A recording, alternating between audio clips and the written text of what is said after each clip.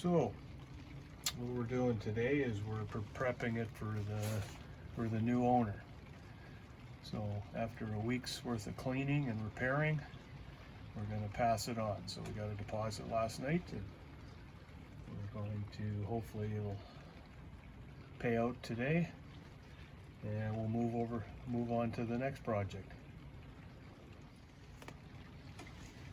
So what we got done, we got the through hull fittings done. We got everything stabilized inside here.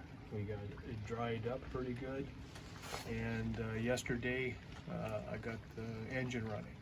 Put some clean fuel in it and primed it, and she started right up. So the engine's working, and how well it's working and how long it'll work, we don't know. But the boat was sold as is, where is, and it's a good project for somebody.